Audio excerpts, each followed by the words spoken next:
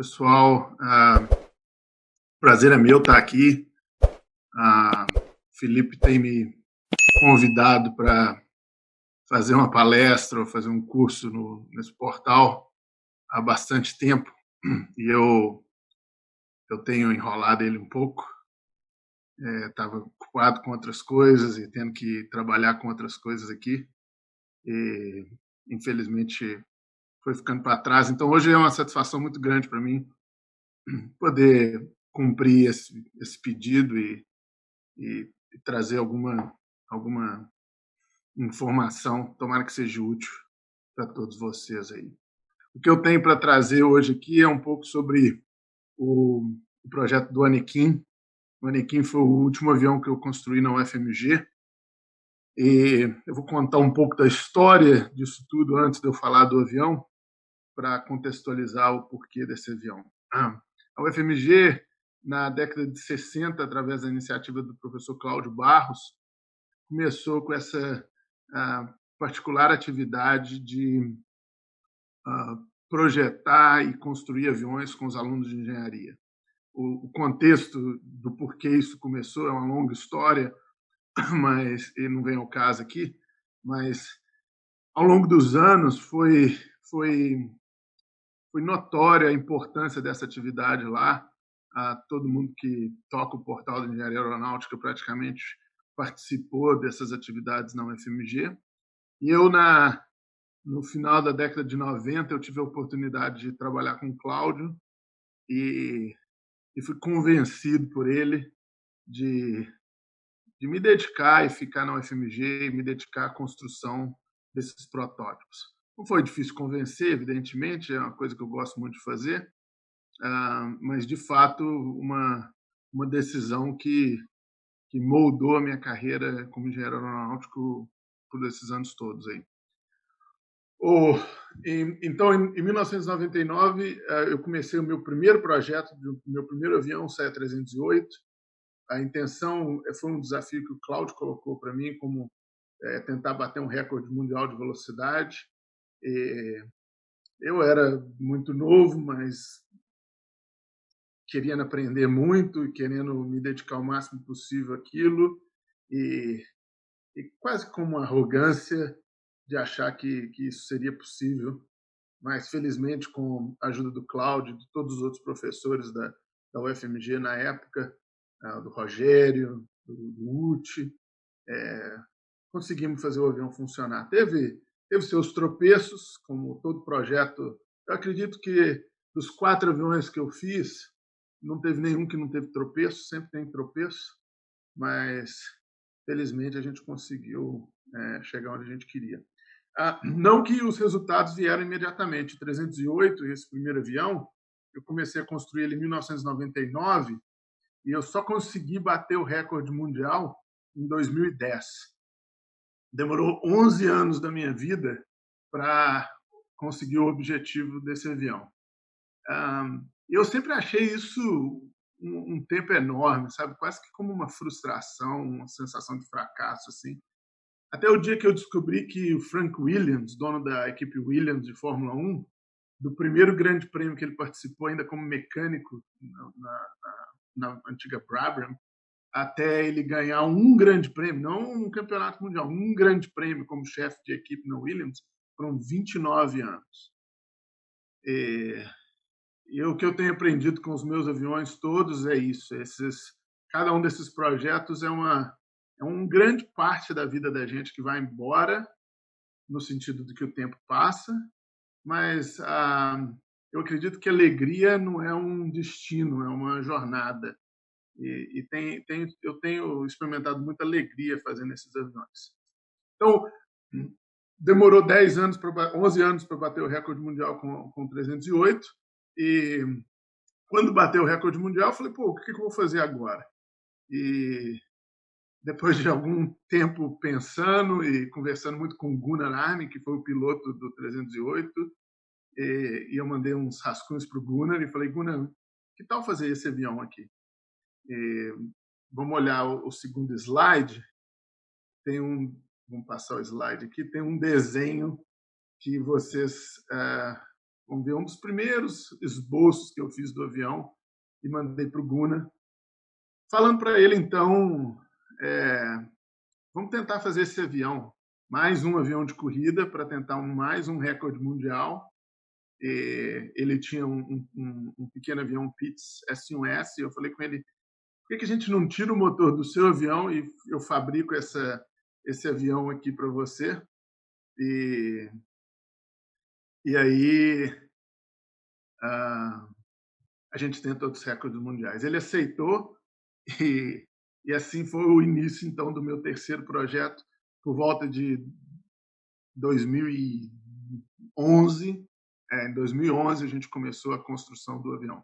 Qual que era a ideia do Anequim? O Anequim, então, agora era projetar um avião de corrida, estritamente de corrida, para tentar os recordes mundiais numa categoria chamada C1A, da Federação Aeronáutica Internacional. C1A significa que é um avião a pistão e hélice, é um avião com peso mais decolagem entre 300 e 500 quilos e para pouso em terra, não é anfíbio. A razão que a gente foi para essa categoria era uma categoria acima do 308, mas a razão especial é que o detentor dos recordes na época era um avião chamado Nemesis, um avião de Fórmula 1 que tinha uma fama muito grande aqui nos Estados Unidos e nos parecia ser uma ideia interessante e, sabe, incomodar os caras um pouquinho. Então a gente decidiu fazer esse projeto.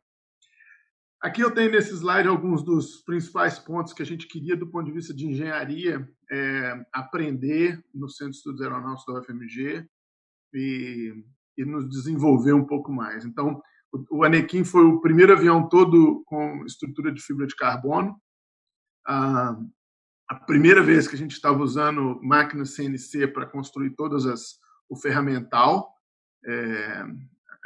Anteriormente, tudo era feito à mão e muitas vezes a gente tomava decisões de projeto que eram limitadas pelas nossas habilidades construtivas. E eu tive a oportunidade na UFMG de comprar uma máquina CNC para o laboratório e aqui eu vi naquilo a oportunidade de simplesmente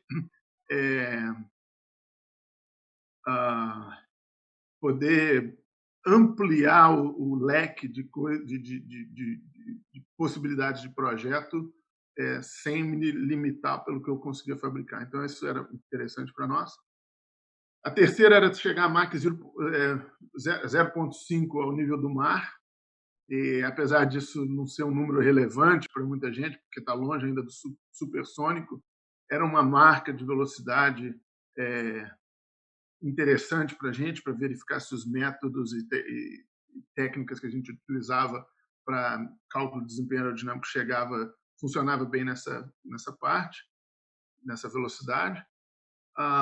Muito trabalho em aerodinâmica interna e refrigeração, alguma tentativa de controle de escoamento e, talvez o mais importante, aprender a fazer análise e teste de flutter.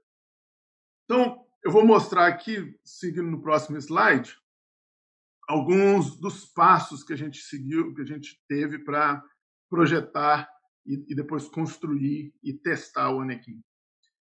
O primeiro grande passo foi a geração do que a gente chama lofting, que é o desenho das superfícies do avião. E fazer lofting, muita gente acha que é simplesmente apertar o botão no SolidWorks ou qualquer software que você usa para fazer loft, mas tem muito mais envolvido nisso do que o que esse software é capaz de fazer. E a geração de superfícies que vão ter qualidade aerodinâmica normalmente não é uma coisa que esses softwares fazem. Então, o que a gente decidiu fazer foi gerar a nossa própria ferramenta de loft, utilizando curvas cônicas, para então, depois que a gente tivesse uma perfeita superfície, exportar isso para um software de CAD para poder fazer o desenho do avião e eventualmente fabricação, mas ao mesmo tempo que a gente fazia isso, gerar um modelo computacional, que é a imagem que vocês veem aqui no lado direito superior, para fazer o cálculo aerodinâmico do avião. Eu já vi, tem algumas perguntas aí, quais os softwares e quais os modelos a gente usa, sobretudo na parte de CFD. E no próximo slide, a gente vai ver que um resultado típico de análise de aerodinâmica computacional que eu faço, eu não uso nada com discretização do domínio, a não ser para algumas partes do avião. Quando eu estou projetando o avião em si, sobretudo porque eu tenho muito escoamento laminar, e é o que você vê em rosa nas asas do avião aqui, eu não confio nos modelos de transição que estão disponíveis ainda no mercado.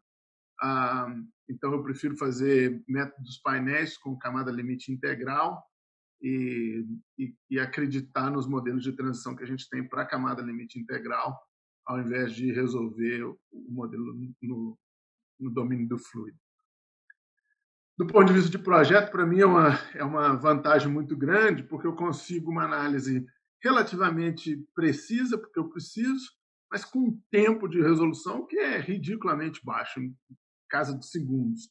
Eu consigo rodar um monte de geometria e analisar o que essas geometrias fazem com um custo computacional e um custo de tempo muito pequeno. Lembrem-se que esse avião que eu estou mostrando, ele foi construído dentro de uma universidade. E eu costumo brincar que, respeitando os alunos aí, mas tinha um engenheiro trabalhando nesse avião, que era eu. Todos os alunos ainda não eram engenheiros. Então, imaginar que vai ter um time que tem o cara de aerodinâmico, o cara... Não, tem o aluno que está trabalhando com aerodinâmico, o aluno que está trabalhando com fluido, o aluno que está trabalhando com estruturas, mas todos eles eu preciso estar ali ajudando e pelo menos numa fase inicial, treinando eles para fazer alguma coisa. Então, eu tenho que tomar muito cuidado quando eu faço esses projetos dentro de universidade para ter uma balança. E eu acredito que isso não é só dentro de universidade, não, em qualquer lugar. Ter essa balança de quanto que você quer entrar no detalhe e não se deixar perder no detalhe, porque senão não anda para frente. Então, essa é a análise aerodinâmica do Anequim. Como você pode ver, uma coisa muito interessante no Anequim é quanto escoamento laminar a gente tem próximo da região da asa. E isso é uma coisa bastante difícil de fazer, porque, em geral, e aqui é uma simulação sem hélice, tá certo? Mas, em geral, mesmo sem hélice, nessa região da raiz da asa, existe um ponto de estagnação tridimensional bem no bode de ataque, que força uma camada limite turbulenta na raiz da asa, independente do que você faça. E, se a gente olhar no próximo slide, a gente vai ver, então, que não é natural ter essa camada limite laminar até bem próximo da raiz. É natural aparecer, como está na imagem da esquerda, uma transição precoce, uma eventual separação. Difícil de dizer se isso aqui é uma separação ou não no perto do bode de fuga, mas uma separação precoce próximo do bode de ataque. E o Anequim usa, como eu já tinha usado no 308 e o recordista anterior do 308, um avião chamado R5, a gente, apesar de a gente não estar voando supersônico, eu uso a regra das áreas para desenhar o avião. E a regra das áreas, o que ela está tentando fazer é que a evolução da área de uma seção transversal do avião, ao longo do comprimento, essa evolução seja suave, não existe nenhuma mudança abrupta e nenhuma redução abrupta de área transversal do avião. E com o Anequim, eu utilizei o canopy, aliás, o para-brisa, né, que vai até lá na frente do nariz do avião, para fazer esse controle. E é muito difícil enxergar no modelo tridimensional, mas se você olhar no avião, você vai enxergar o canopy tendo uma espécie de uma cintura, e essa cintura é que ajusta a minha distribuição de pressão nessa região e permite, então, que eu traga a camada limite laminar até junto da raiz. Alguém pode me perguntar, você testou isso? Você tem certeza que funciona? Eu não testei isso. Eu não tenho certeza se funciona. Nós projetamos assim, no computador você vê isso, e Depois a FAI estampou uns recordes mundiais para mim. Então, eu acredito que os recordes mundiais é a minha garantia que alguma coisa deve estar funcionando. Tudo talvez não, mas alguma coisa deve estar funcionando. Nesse slide tem uma outra imagem aí de uma outra análise CFD que a gente fez, que é no plano da hélice, distribuição de velocidade no plano da hélice. E eu tinha trabalhado muito tempo com o Craig Cato, da Cato Propellers, ajudando ele a projetar a hélice, a parte de vibração, e ele patrocinou esse projeto. Nós utilizamos 11 hélices diferentes nesse avião, até achar que dava o desempenho que a gente precisava. E um dos trabalhos que a gente fez foi essa otimização de não projetar a hélice como se ela estivesse voando sozinha no escoamento, mas voando à frente de um objeto que diminui a velocidade incidente na hélice. Então, esse também foi uma grande parte do trabalho nessa fase inicial do projeto do avião. Então, muita gente me pergunta, se a gente puder voltar para o slide número 2, rapidamente, muita gente me pergunta por que o Enequim tem esse formato? Well, tem esse formato porque a cara do avião, o semblante do avião, o estilo, é uma coisa que eu queria que fosse assim. Mas se você começar a olhar a diferença entre o desenho à mão e o desenho tridimensional que está aqui, você vai começar a perceber o jogo de 7 erros aí, tem algumas diferenças. E essas diferenças acontecem por conta desse processo do projeto aerodinâmico, que vai havendo a necessidade de mudar um pouquinho aqui, um pouquinho ali e melhorar o avião. Muita gente também me pergunta, tem uma otimização, um processo de otimização? Qual o método de otimização? Não, eu não tenho um processo de otimização. Eu acredito muito no ajustar os knobs, né? os potenciômetros, os botões. Porque quando eu aperto Enter no computador e eu deixo o computador fazer, o computador aprende como faz e eu vejo um resultado final que às vezes eu entendo ou não. E eu tenho muita necessidade como engenheiro, como pessoa, de querer entender o porquê das coisas. Como eu estava explicando ali no Canopy, o Canopy dá aquela redução, porque se eu não conseguir entender essas coisas, eu acredito que eu não estou aprendendo. Então, eu tenho muita restrição de usar um procedimento de otimização em cima disso tudo. Eu prefiro quase que uma tentativa e erro. Eventualmente, eu acho um nicho que eu falava que agora eu preciso de um procedimento de otimização, porque essa curvatura, essa sequência de pontos, eu não vou ficar ajustando na mão um por um. Mas eu não parto direto para uma otimização de jeito nenhum, em nenhuma fase do projeto. Então, agora vamos avançar, eu vou mostrar no slide número 6 o que acontece depois do projeto aerodinâmico. Então, depois do projeto aerodinâmico, o trabalho é fazer as coisas caberem dentro do avião. E uma coisa muito interessante que eu brinco com ela é que qual que é a melhor forma de reduzir o arrasto de um avião? A melhor forma de reduzir o arrasto de um avião é aumentar a potência. Se tiver potência, cara, qualquer coisa fica fácil.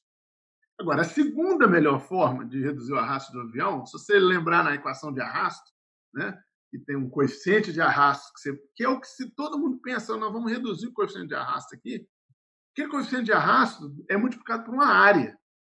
E os dois têm expoente 1. Então, se você diminuir tamanho, também reduz arrasto para caramba. Então, o Enequim é um avião extremamente compacto. Você consegue ver na vista superior aqui a largura dos ombros do piloto em relação à largura do avião. Eu, pessoalmente, não consigo nem sentar dentro do Enequim. Meu quadril não passa no buraco de entrada dentro do avião. Então, assim, o ponto número 1 é fazer o menor possível. O piloto que vocês veem aqui em 3 dimensões é o Guna. As dimensões desse cara foram ajustadas para a dimensão do Guna. Esse cara tem um peitoral maior que o do Guna, mas fora isso, largura de ombro, comprimento de perna, de braço, é o Guna. E quando o Gunnar sentou dentro do avião a primeira vez, porque a gente projetou baseado em todas essas distâncias, tudo acertava para ele. Ele era perfeitamente ajustado àquela posição de voo ali. Sabe? Então, colocar tudo dentro do avião e fazer tudo caber dentro do avião passa a ser a segunda etapa para mim. Essa etapa ela acontece junto com alguns outros cálculos, por exemplo, o cálculo de cargas e cálculo estrutural. Porque, por exemplo, uma longarina, que dá para ver aqui na vista superior também. Eu não sei qual é o tamanho da longarina antes de eu colocar a longarina dentro do avião, mas para mim colocar a longarina dentro do avião, eu preciso saber o tamanho dela, espessura, dimensões em geral. Então, aquela questão de quem nasceu primeiro, a galinha ou o ovo. Não tem um, então você precisa escolher como começar. Normalmente, como eu começo com um desenho, baseado na minha experiência anterior com outros aviões, ou se eu não tenho experiência com determinado tipo de avião, eu simplesmente vou no aeroporto e tento entrar debaixo, olhar ou procurar algum avião, e olho mais ou menos qual o tamanho. Então, vou projetar um avião de, sei lá, 20 lugares. Eu vou lá e acho um Bandeirante, um Brasília, e olho a longarina dele, qual o tamanho? O tamanho é mais ou menos esse. Eu vou lá no meu desenho, ponho essa longarina lá, ocupando mais ou menos aquele tamanho, e aí, com aquelas dimensões, eu consigo gerar um modelo, por exemplo, de elementos finitos, o que é que seja, ou se eu vou fazer à mão, e eu consigo começar a dimensionar aquela longarina. E aí entra num ciclo, né, que eu dimensiono, é muito menor do que você imaginava que precisava. Eu diminuo no desenho, calculo de novo e vamos fazendo assim. E aí serve isso para tudo. Eu estou dando exemplo aqui da longarina, mas tudo passa por isso, né? Berço do motor, sistema de comando, trem de pouso, tanque de gasolina, tudo começa esse processo de cálculo estrutural. Certo? No slide 7, tem alguns exemplos desse cálculo estrutural. Né? E aqui, sistema de comando. Então, o Anequim ele tem todo o sistema de comando mecânico, com exceção de trim e flap. Trim e flap são elétricos, e ele tem um flap split. Então, a parte de cima fica fixa e só move a parte de baixo do flap. Então, assim, todos os sistemas de comando é uma quantidade de peças e componentes muito grande. Cada uma dessas peças precisa ter uma análise estrutural. Então, esse foi o trabalho da Silvia, uma ex-aluna da UFMG. Ela pegou o projeto em CAD e, peça por peça, ela calculava as cargas e fazia uma análise estrutural e me dava um feedback. Falava, essa peça está beleza. Essa aqui está muito pesada, ou a margem de segurança está muito alta, você pode usar a espessura menor. Essa daqui não, está quebrando e eu posso triplicar a espessura e não resolve, então você tem que fazer alguma coisa. Então, cada uma dessas peças passava também por esse processo de análise. Tá certo? Junto com essa fase, tem muita coisa ainda de estabilidade e controle, para cálculo de tamanho de superfície de controle, sobretudo profundor. Esses aviões muito pequenos, que voam muito veloz, são extremamente sensíveis em pitch, em arfagem, e a gente já sabia disso baseado no 308, e 308 não é agradável de voar,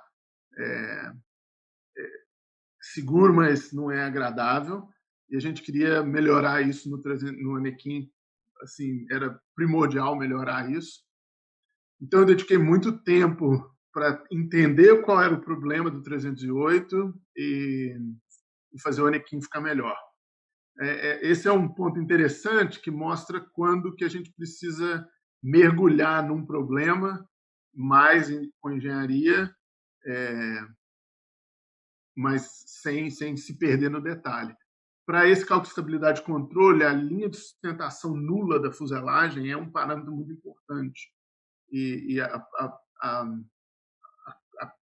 contribuição da fuselagem para a geração de sustentação no avião em momento é muito importante.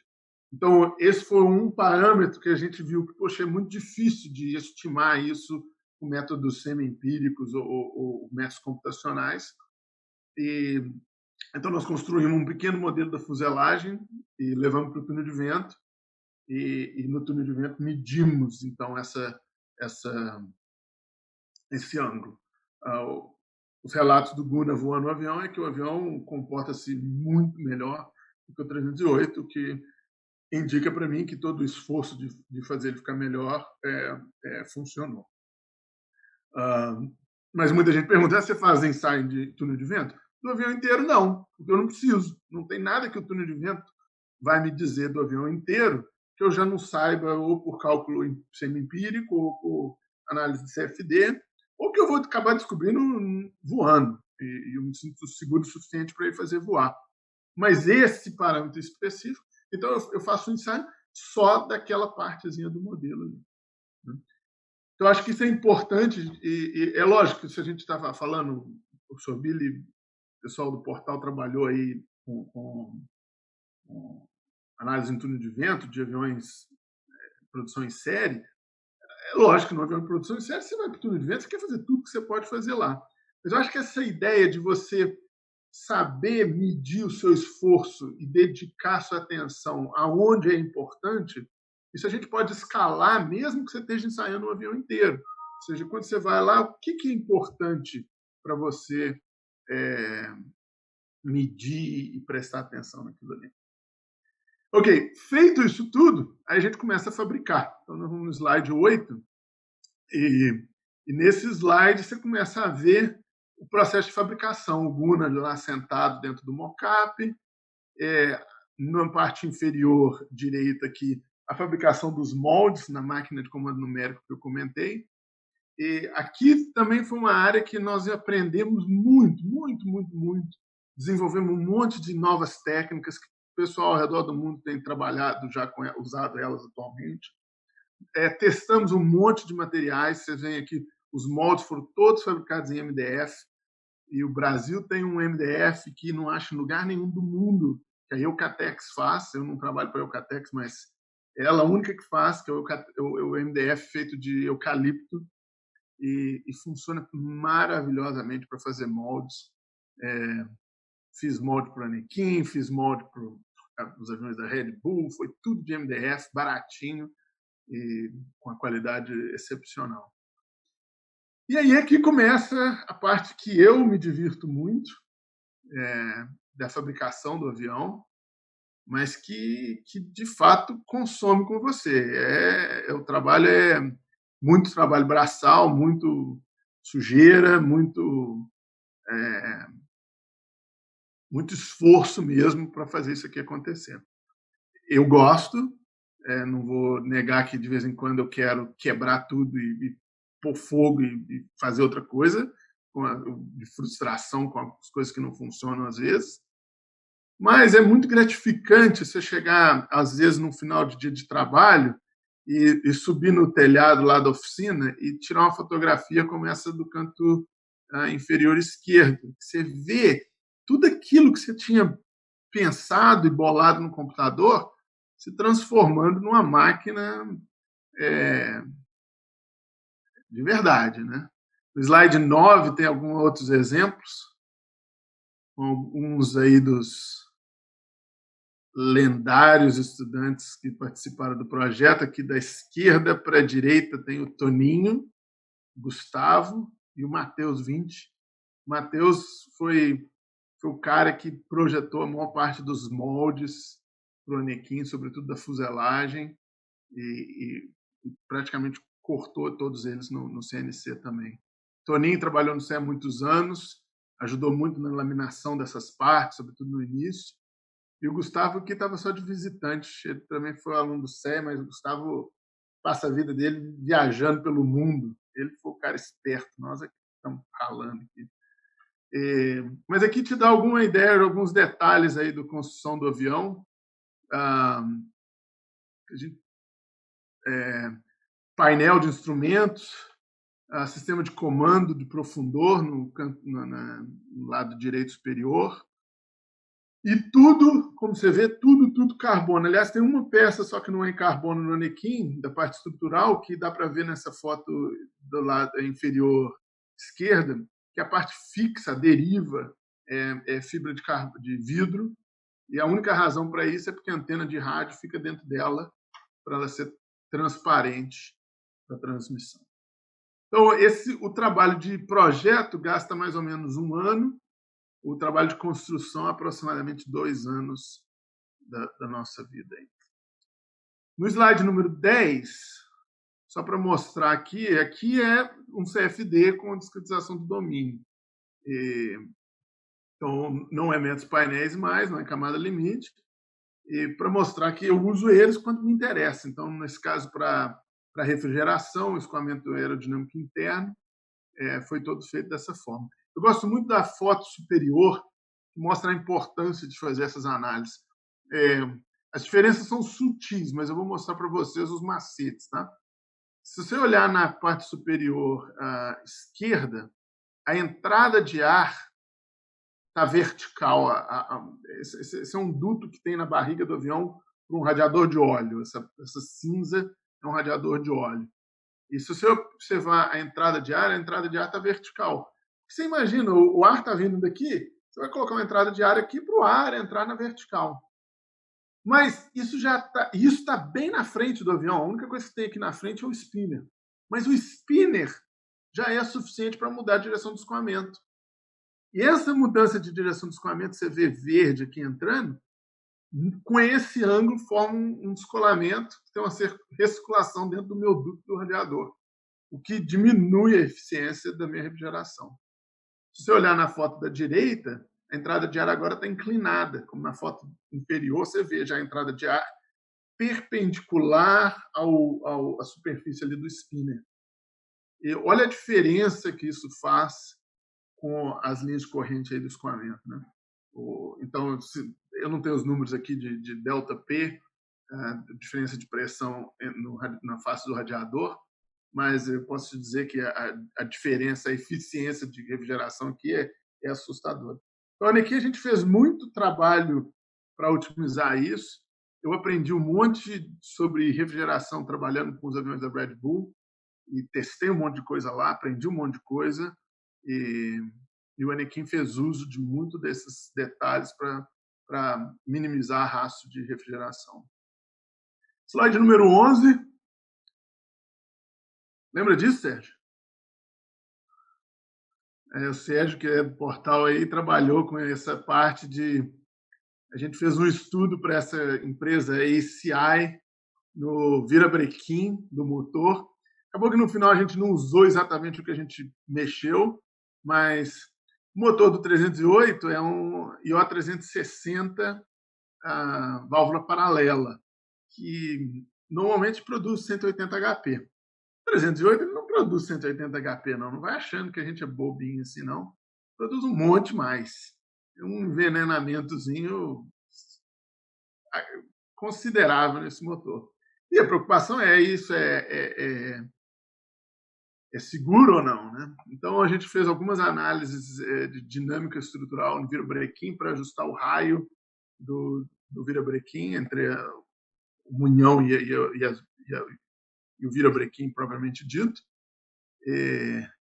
Foi um trabalho que a gente fez também. No final acabou que, infelizmente, a ACI não patrocinou o motor do jeito que a gente queria, mas o trabalho foi feito. No slide número 12, é um outro trabalho que o Cecil, ex-engenheiro da Embraer, fez como a tese de mestrado dele e que a gente nunca implementou no avião, mas a gente implementou no túnel de vento e testou e funciona maravilhosamente bem. Agora, no final, não precisou e eu estou guardando para um próximo projeto, que é controle de escoamento. Então, na polaina de roda, né, existe uma carenagem, a polaina é a carenagem, e o que o Cecil bolou é a inclusão de um pequeno fã elétrico na carenagem. Existe um trabalho bastante conhecido sobre ingestão de camada limite, que com um fã desse se conseguiria ingerir camada limite e diminuir a rastro de fricção. E a realidade é que não funciona muito bem. Mas esse conceito aqui é diferente, não está aqui para ingerir camada limite. A razão que a gente fez isso é aqui na parte traseira da hélice, da polaina, existe uma asa circular. Dá para ver o perfil aerodinâmico, o corte do perfil aerodinâmico dela ali. E essa asa circular, se o escoamento entra nela com o ângulo correto, ela produz tração. Então, o que esse fan faz é simplesmente mudar a direção do escoamento para que ele entre nessa asa na direção correta. Essa asa circular gera tração e a combinação arrasto da polaina, tração do fan e tração da asa circular fica zero. Na realidade, a gente consegue até fazer isso ficar positivo, ficar tração. Nas regras da FAI, não fala nada, não tem restrição nenhuma de poder usar esse fan. Se a gente olha isso do ponto de vista de energia, isso aqui não funciona de jeito nenhum. Você gasta muito mais energia do que você está ganhando com a redução de arrasto. No problema de corrida, não me interessa a energia. Eu tenho energia sobrando. Eu posso ter uma bateria lá, eu ligo esse fan, é como se eu recolhesse o trem de pouso do avião. Esse arrasto desaparece. Então, esse é um projeto que a gente fez, nunca, como eu disse, não utilizamos no avião, testamos no túnel de vento, funciona. O trabalho foi todo feito em CFD, você vê as malhas aqui, mas vai ficar para a próxima. Slide número 13, para andar, a gente já está com o tempo corrido aqui, eu ainda quero deixar um tempo para perguntas e respostas para vocês, mas é só para comentar a questão do Flutter. Flutter também foi um trabalho muito interessante que o Leonardo Andrade, ele tinha um apelido de Sorbilhinho, em homenagem ao Rodrigo Sorbilli, que vai fazer palestra aí para vocês. E ele fez esse trabalho, foi muito bacana, que foi o GVT do Anakin, o Ground Vibration Test do Anakin. E o Anakin, como é um avião muito pequeno e bastante rígido, a primeira frequência natural é bem alta, próximo dos 20 Hz. E, então, para excitar o avião, o Leonardo ele utilizou simplesmente uma caixa de som, com uma ideia de um professor da física da UFMG, Wagner, de simplesmente colocar... Você pode colocar uma música, se você quiser, para tocar, e o avião vibra, e a gente consegue medir, então, as frequências naturais do avião e comparar, então, isso com o modelo estrutural de Flutter. Nesse caso, foi criado pelo Saulo Silva, que um outro ex-aluno da UFMG, que vive hoje em Wuhan, na China. Adivinha onde começou o coronavírus? Ele está ok lá, nós é que estamos sofrendo agora. E o Saulo fez um modelo estrutural que a gente, então, utilizou para tentar predizer Flutter. Esse modelo estrutural baseado comparado com o GVT, ou ajustado com o GVT, foi o que entrou nesse funil aí para a gente poder liberar o avião para ir fazer ensaio em voo propriamente dito. Então, isso conta um pouco da história do desenvolvimento do Anakin. Depois dessa fase entra primeiros voos, que talvez mereça uma nova palestra, porque é um trabalho muito grande para colocar uma pessoa dentro de uma máquina que você construiu e fazer um primeiro voo. Essa é uma das tarefas difíceis aí de ser engenheiro aeronáutico. Já fiz 4 desses. E vou te dizer que cada um que passa, a parede do meu estômago fica mais grossa um pouquinho, porque é difícil, não é fácil não. Mas isso fica para a próxima. Se a gente passar para o slide número 14, eu queria só comentar dos resultados. Né? Então, o Anakin, diferente do 308, que demorou 11 anos para bater os recordes, o Anakin, com 4 anos, a gente obteve os resultados. Eu diria que a diferença é o amadurecimento, o meu amadurecimento, o amadurecimento da UFMG, o fato de ser o segundo avião de corrida que a gente estava fabricando. Tinha um monte de coisa que era semelhante, que a gente já sabia como fazer. Mas em setembro de 2015, nós fomos para a base aérea de Santa Cruz, no Rio de Janeiro, uma equipe formada por mim, alunos da UFMG, o Guna como piloto e todo o pessoal que trabalhou no avião no Brasil ou no exterior. Então, o pessoal da Hélice, o pessoal do motor, que veio dos Estados Unidos, estava lá com a gente. O Anakin, então, bateu 5 recordes mundiais. 4 de velocidade e 1 de razão de subida. Velocidade num circuito de 3 km, que é como se fosse os 100 metros rasos da aviação, a gente obteve 325 milhas por hora. Só para te dar uma ideia de números, um carro de Fórmula Indy, em Indy 500, se está bem veloz, está por volta de 200 milhas por hora. Então a gente tem 120 milhas por hora a mais. Só em outros números, 300 milhas por hora são aproximadamente 500 quilômetros por hora. Os 500 km por hora, para a gente no Brasil, para mim, pelo menos, faz muito sentido, porque eu sei o que é um carro a 100 km por hora, 120, 140 km por hora. Eu estou falando a 500 km por hora. Isso é uma máquina que eu construí com as minhas mãos e é feita de materiais que você compra em qualquer loja. E não tem nada de muito especial, fora o carbono, mas que hoje em dia você compra em qualquer lugar. Então, para mim, tem um lado muito quase que místico nisso, né? De eu construir uma máquina e eu não voei nela, mas eu vejo ela passando na minha frente nessa velocidade. E para mim é uma satisfação muito grande de fazer isso. A gente tem um vídeo aqui que eu acho que é interessante mostrar. Pedi o pessoal do portal para me ajudar aí, vamos ver se vai passar. E a ideia é tentar passar com o meu som tocando junto com o vídeo. Vamos ver se vocês vão conseguir. A gente vai conseguir fazer isso funcionar aqui.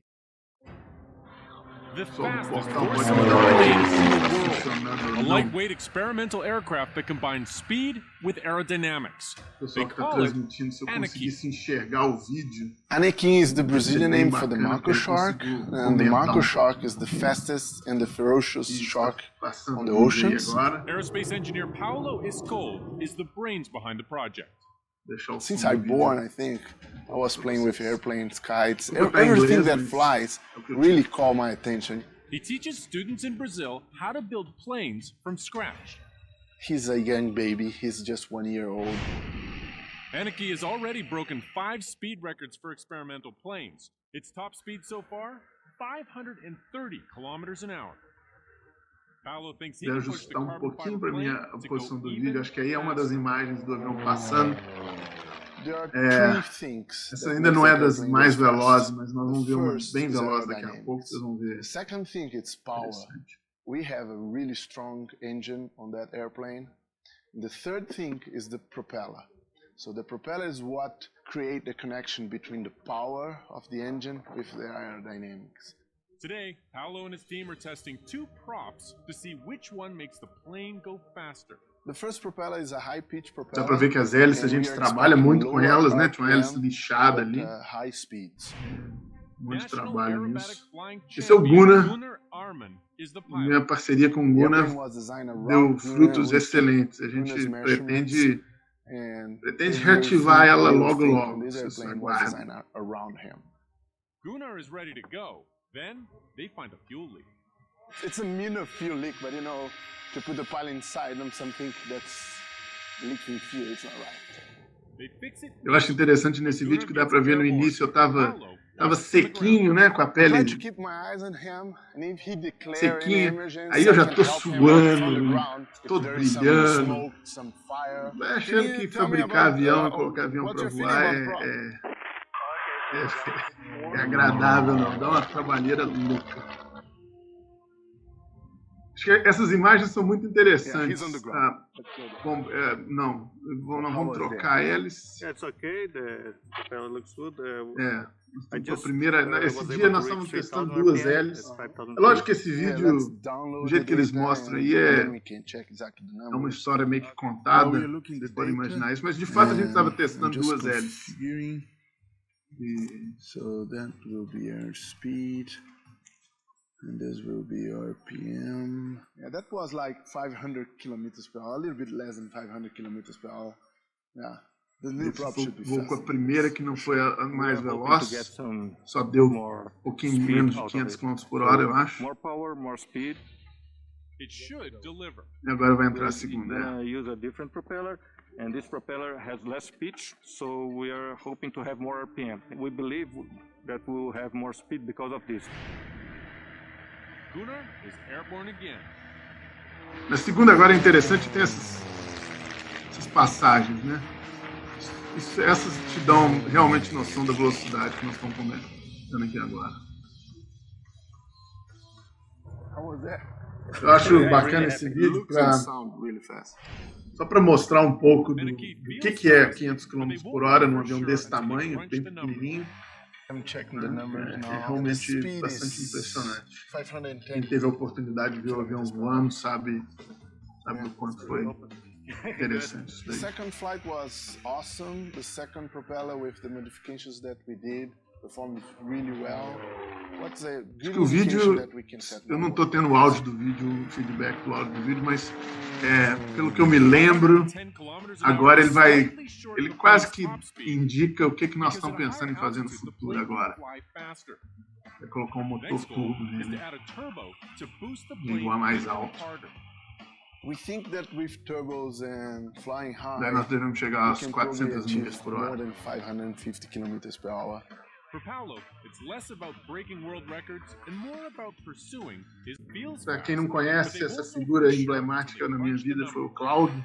I'm checking the numbers now. And the speed is junto com meu pai foram os dois que me levaram para a aviação e me deram os vírus, né, o Aerococcus da aviação. E nesse slide tem uma frase que para mim é muito importante aí, que é a frase do projetista-chefe do 747, Joe Sutter. E o Joe fala que o melhor avião, o avião mais veloz, o que quer que seja, é simplesmente uma expressão dos nossos sonhos. Isso vai ser sempre um melhor do que o que você fez, vai ter sempre alguma coisa diferente, mas que isso não importa, porque o que importa é que as pessoas são sempre a história. Então, acho que o Anequim é muito fácil eu sentar aqui e falar sobre velocidade, aerodinâmica, CFD, o que quer que seja, mas a parte mais importante dessa história toda do Anequim, da minha história no FMG, e do que eu continuo tentando fazer na universidade que eu dou aula hoje, é usar a aviação para motivar e construir pessoas, né? Eu acho que a aviação, para mim, eu tenho essa brincadeira que eu digo que meu pai me induziu às drogas muito cedo na minha vida. Aconteceu que ele escolheu a droga certa, né? A aviação. E eu espero que todos vocês possam fazer isso mesma coisa com a aviação. A aviação é uma área de conhecimento extremamente gratificante, bonita, e usar a aviação para se estabelecer como pessoa, como ser humano, e lembrar de colocar essas coisas, o seu caráter, a sua dignidade, acima de qualquer coisa que você for fazer na engenharia, né? Acho que essa é a parte mais importante de tudo isso que a gente faz. Tá bom? Então, eu espero que vocês tenham gostado um pouquinho da história aí, do desenvolvimento desse avião. E acho que vamos passar para essa fase de perguntas, porque essa interação com vocês acho que é o mais importante de tudo aqui agora. Felipe, você tem as perguntas?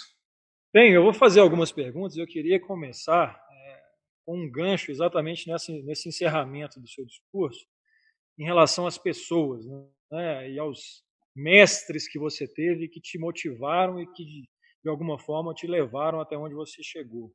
Eu acredito que deva ter muita gente agora vendo essa live como inveja, né, de saber que, primeiro, a UFMG, através da sua figura, né, você falou do Cláudio Barros, e eu estou aqui para falar que você também teve esse papel fundamentalmente na UFMG, né, não só de incentivo, de motivacional, mas principalmente de transformar um curso que normalmente tem um caráter muito teórico e pouco aplicável num curso muito mais tangível, né? E é essa a principal bandeira que o Portal da Engenharia Aeronáutica levanta e vem levantando, né? De mostrar para os estudantes e para o público, né, da engenharia que existe um caminho, né, que passa necessariamente pela aplicação. E esse caminho é muito mais divertido, é muito mais interessante e é muito mais motivador. Então, a minha primeira pergunta é o seguinte: o que você, por já ter dado aula na FMG, está dando aula agora nos Estados Unidos, o que você sugere, para os estudantes de engenharia, e aí eu não estou falando só da engenharia aeronáutica, que não tem essas figuras, dentro das suas universidades, o que é um caminho, ideal para traçar dentro da engenharia para que a pessoa, no final, se transforme num engenheiro, vamos colocar assim, de verdade? Essa é uma pergunta complicada, porque talvez eu esteja ainda buscando isso na minha vida. Eu acho que a gente busca isso a vida da gente inteira, né? E cada hora você tem um desafio novo, cada hora você quer alguma coisa nova, e essa constante, o sonho constante e a tentativa de realizar sonhos, eu acredito que seja o principal combustível disso tudo. Se você não sonhar, não tem muito o que fazer, porque você é o seu próprio combustível, o seu sonho é o seu próprio combustível. Se você não tiver essa motivação vindo de dentro de você, não tem jeito de fazer nada. Mas digamos que você sonha, você quer. Eu acredito que a segunda coisa mais importante é identificar aquilo que você gosta, porque ainda mais a engenharia aeronáutica, que tem uma diversidade de áreas e de possibilidades muito grande, identificar aquilo que você gosta é importante. Então, vai ter o cara que gosta de aerodinâmica, vai ter o cara que gosta de projeto, como eu gosto de fabricar. Eu não espero que todo mundo goste de fabricar, como eu gosto de fabricar. Eu estava hoje, 8 horas da manhã, lixando e polindo avião, entendeu? Então, eu não... São as coisas que eu gosto de fazer. Eu não espero que todo mundo goste disso. Vai ter o cara que gosta mais do computador, o cara que gosta mais de voar, o cara que gosta mais de projetar, de fazer ciência, de fazer a coisa aplicada, que eu concordo com você, é o que me motiva a fazer. Mas, de repente, vai ter um cara que gosta de teoria. Então, vai lá. Identificou o que você gosta, bata nas portas. Essa, para mim, tem sido a minha maior lição como profissional para chegar, para conseguir fazer as coisas, é que tudo que eu tentei hoje, eu bati nas portas. Então, no CEA, eu bati na porta do Cláudio, eu falei, eu quero ser o seu aluno. Na Red Bull, eu bati na porta do Paul e eu falei, eu quero ser o seu engenheiro. E eu trabalhei de graça muitas vezes para fazer isso acontecer. Mas eu bato nas portas, e bater nas portas e buscar essas pessoas que podem te ajudar, eu acho que isso é um caminho muito importante também. Tem um monte de gente aqui perguntando dos seus próximos projetos. Acho que isso é uma coisa que você podia falar aqui. Até algumas pessoas também perguntaram, considerando essas novas tecnologias, as novas coisas que estão sendo aplicadas hoje na aviação. Inclusive, uma dessas pessoas que está aplicando muito isso, que é o Zaramella com aeronaves elétricas, vai falar numa live posterior. O que você faria diferente nessas aeronaves que já projetou, considerando as novidades que estão por vir? E até dar uma pincelada aí nesse último projeto seu do planador. Tá bom, então o Anakin não é o meu último projeto é o Nixus. Quem assina a Sport Aviation vai ver o Nixus na edição desse mês, então uma reportagem grande deles aí na revista da EAA. Nixus é um planador, eu só construí a asa, não construí a fuselagem, não projetei a fuselagem, mas é uma asa com alongamento 53, é o segundo maior alongamento já produzido na história da aviação, 28 metros de envergadura, e todo em material composto, esse sim de última geração, e com controle fly-by-wire. Então, o Nixus é um projeto que ainda está acontecendo, é o que eu estava lixando e polindo hoje de manhã, mas que a gente pretende tentar alguns recordes, algumas metas de desempenho para mostrar que essa ideia do fly-by-wire, de fazer um controle automático de voo em algumas fases do voo de planador, funciona. Então, esse foi o meu último projeto e eu já estou na fase agora de tentar buscar outros. Eu não sei ainda direito o que vai ser, mas eu já estou ansioso para conseguir outra coisa para fazer. Se eu fosse fazer o Anakin de novo, eu acho que uma coisa importante que eu estabeleci para mim como engenheiro aeronáutico é que eu não construo mais de um. Eu não quero nunca ter que construir 2 aviões iguais. E muita gente acha que muita gente me pergunta por que você não constrói uma fábrica de avião? Porque eu acho extremamente chato e cansativo. Eu já acho ruim que o avião tem asa direita e esquerda, porque eu gosto de construir uma. Quando eu tenho que construir outro lado, eu já acho ruim. Então, construir mais de um avião, para mim, é difícil. Então, se eu fosse construir outro Anakin, com certeza seria diferente. O que eu colocaria de coisa nova no Anakin? Eu não sei dizer. Provavelmente não ia ser elétrico. Eu não, lado pessoal meu, não tenho o menor tesão com aviação elétrica. Eu gosto da gasolina, do barulho, do cheiro. Então, provavelmente seria outro avião a combustão. Legal. Outra coisa que tem muita gente, né? Eu acho que a grande parte do nosso público é formado por engenheiros que não necessariamente são engenheiros aeronáuticos. O que você enxerga, né, de possibilidades para essa galera, né, dentro da aviação, dentro da aeronáutica, e o que precisaria ser feito, né, por eles para o caminho ideal? Bom, a indústria aeronáutica, em geral, ela tem uma abertura muito grande para qualquer profissional. A Embraer mesmo contrata qualquer tipo de engenheiro.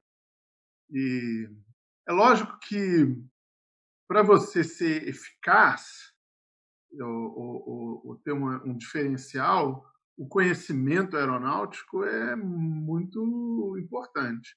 Então, na Embraer mesmo, existe o programa de especialização de engenharia, que a função deles é essa: você se formou em qualquer tipo de engenharia, mas quer trabalhar com avião, vai para lá, e em 1 ano, 2 anos, eles te dão uma velocidade inicial para trabalhar com avião. Se você não tem a oportunidade de trabalhar na Embraer e quer trabalhar numa outra empresa de engenharia, eu acredito que qualquer outra forma de envolvimento com a aviação é beneficial. E o portal que vocês fazem é uma coisa muito interessante, porque dá essa oportunidade. Mas, de novo, eu vou naquela questão de bater as portas, sabe? A aviação é uma coisa que existe uma distância muito grande. Você vai num aeroporto, é difícil você entrar no aeroporto, o aeroclube está do outro lado da cerca, você nunca consegue chegar no aeroclube. Bata na porta, peça, finge de bobo, faz de conta que ninguém está te vendo e anda até lá. Mas se envolva com a aviação, com o aeroclube, com algum esporte aéreo, e as coisas começam a frutificar a partir daí. Legal, acho que merece também. A gente teve muitas equipes de aerodesign, né, que são talvez o nosso maior público ativo, né, o público mais ativo, que está sempre preocupado com o quanto que você pode aplicar de um projeto, por exemplo, de uma aeronave como a Anakin, uma aeronave, né, não em escala, para a realidade do aerodesign. O que você tem a dizer sobre isso, né, essas interfaces, essa relação principalmente do aerodesign com a realidade de um projeto de uma aeronave tripulada? Eu acho assim, para mim, avião é tudo igual. Não interessa se é um aeromodelinho ou se é um jato comercial. Todos eles funcionam do mesmo jeito. Cada um com as suas peculiaridades, mas os princípios são os mesmos. Então, se você aprender a fazer um muito bem, a transição para os outros é fácil. Eu acho que o aeromodelismo, em geral, é uma porta de entrada excepcional para esse lado aplicado da engenharia aeronáutica, né? Você pôr a mão na massa, tentar fazer as coisas voar. Aliás, se está muito difícil para você entrar no aeroclube ou ir voar, que eu entendo, é caro para mim até hoje, aeromodelo é o caminho. E eu sempre sugiro assim, vai para o aeromodelo mais baratinho que você conseguir, aquele que você pode destruir ele, que você não vai ficar preocupado. Porque é assim que você aprende, né? É testando as coisas. Eu continuo brincando com os meus aeromodelos e eu vou tentar voar sem o leme, vamos ver o que acontece. Ou vou pôr o CG num lugar que eu sei que não vai dar certo, mas vamos ver o que acontece. Porque me ensina muito, eu aprendo, isso aqui, tá vendo? Quando o CG está muito para trás, olha como é que o aeromodelo se comporta. Eu vejo aquilo e eu consigo facilmente transmitir aquilo para uma outra tipo de aviação. Então, eu acho que o aerodesign tem esse papel importante aí para qualquer um, e se não é o aerodesign, o aeromodelismo, de uma iniciação, e mesmo depois de uma iniciação, de uma brincadeira educacional. O que eu sempre gosto de falar é que nunca pare por ali. Então, o aerodesign é um meio, não é um fim. Então, sobretudo se o aluno é um aluno de engenharia que ainda está cursando um curso, toma muito cuidado para não ficar no aerodesign o resto do seu curso. 5 anos fazendo aerodesign, porque isso também não está certo, não. Pode até se envolver e participar, mas você tem que fazer e aproveitar a sua vida universitária para experimentar outras coisas, a parte computacional, a parte de pesquisa, ou fazer outros projetos, né, para não ficar preso só naquele mundinho ali. Excelente, acho que nós já estamos num tempo razoável aqui, né? Passamos de 1 hora. Eu queria novamente agradecer o Skol, reforçar nossa imensa estima, né, por você, a minha particularmente, a do portal com toda certeza, e de dizer, né, que é sempre um prazer receber aqui você, e que é mais um dos exemplos, né? A gente carece de exemplos no Brasil, né, de coisas que dão certo e de coisas que são reconhecidas no mundo inteiro, né? E a aviação, eu acho que é o maior exemplo disso, de produto nacional reconhecido no mundo inteiro. Então, agradecer novamente, agradecer a todo mundo que assistiu até aqui, dizer que o Skol em breve vai participar de mais coisas do portal. Skol, se você quiser, né, agradecer e fazer suas... Eu que agradeço a oportunidade de participar e vou dizer que a inspiração é mútua, né? Eu acho que eu estou do lado fácil da história aqui, eu só faço esse teco-teco e não faço muita coisa. Vocês que são os caras que estão tocando empresa e gerando riqueza e sendo inovador e sendo empreendedor. Esse é o lado difícil, esse é o lado que eu me inspiro de um dia tentar conseguir fazer o que vocês fazem. Então, eu agradeço muito a oportunidade. Espero que você consiga me convencer de vir dar mais aula aqui. Não que eu não queira, mas é que eu tenho que dar um monte de outras aulas, aí eu fico preguiçoso. Mas eu também tenho que gastar, eu não posso ficar gastando tempo dando muita aula, porque eu tenho que fazer avião. Então, talvez por isso que eu vou demorar um pouco a voltar. Um abraço, pessoal. Satisfação falar com todo mundo.